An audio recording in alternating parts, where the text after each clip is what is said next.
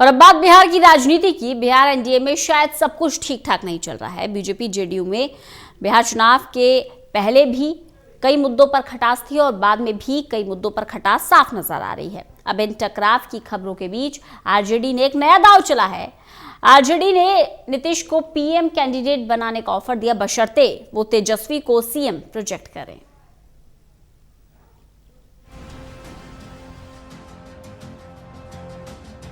बिहार में BJP JDU की अगुवाई वाले एनडीए गठबंधन की सरकार बने अभी महज 2 महीने हुए हैं। बावजूद इसके कई ऐसे मौके आए जब दोनों दलों के बीच रिश्तों में टकराव की खबरें सामने आती रहीं।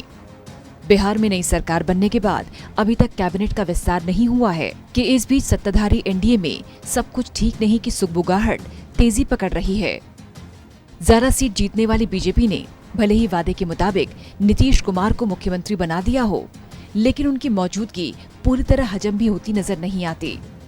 इस बीच अरुणाचल में जेडीयू विधायकों का बीजेपी में जाना बिहार की सियासत को और सुलगा गया। हालांकि दोनों ही पार्टियां लगातार गठबंधन को मजबूत बता रही हैं, लेकिन जिस तरह से अरुणाचल में घटनाक्रम हुआ उससे जेडीयू काफी खफा है। जेडीयू बीजेपी में टकराव पर आरजेडी का नया दांव। तेजस्वी को बनाए सीएम तो नीतीश बने खुद पीएम फेस।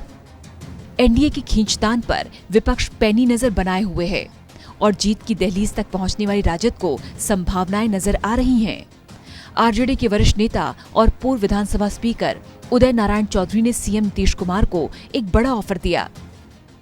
उदय नारायण चौधरी ने कहा कि अगर नीतीश कुमार तेजस्वी को मुख्यमंत्री बना दें तो उनको 2024 में प्रधानमंत्री के लिए विपक्षी पार्टियां समर्थन कर सकती हैं। यानी आरजेडी ने सरकार में आने की उम्मीद अब तक नहीं छोड़ी और वो एक बार फिर से नीतीश कुमार के साथ जाने के लिए तैयार नजर आ रही है और इसके लिए नीतीश कुमार को दिल्ली भेजने तक का ऑफर दे दिया। हालांकि इसकी वजह बीजेपी और जेडीयू के बीच बढ़ रही खींचतान है। बिहार चुनाव में मिली थी बीजेपी को ज्यादा सीटें। दरअसल 243 सीटों वाली बिहार विधानसभा में एनडीए को 125 सीटों पर जीत मिली थी। इनमें 74 सीटों पर बीजेपी ने जीत हासिल की थी, जबकि जेडीयू 43 सीटों पर सिमटी थी। यानी बीजेपी को जेडीयू से काफी ज्यादा सीटें मिली। बावजूद इसके बीजेपी ने नीतीश कुमार की अगुवाई स्वीकार की, क्योंकि उनके चेहरे पर ही पूरा चुनाव लड़ा गया था। लेकिन नीतीश कैबिनेट में बीजेपी अपनी सीटों के हिसाब से ज्यादा भागीदारी चाहती है। इस बात पर विवाद गहरा रहा है। जवाब में जेडीयू ने बीजेपी को 2010 के चुनाव की याद दिलाई है। एनडीए गठबंधन अटूट। कुल मिलाकर दोनों दलों के बीच स्थिति फिलहाल काफी नाजुक नजर आ रही है।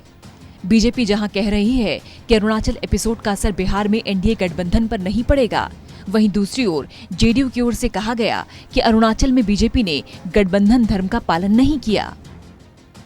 बहरहाल तमाम खींचतान के बावजूद एनडीए नेता भले ही गठबंधन मजबूत होने के दावे कर रहे हों, लेकिन आरजेडी ने इस कलह के बीच नीतीश के सामने एक बड़ा ऑफर रख संभावनाओं के दरवाजे खोल दिए हैं। National desk, total news.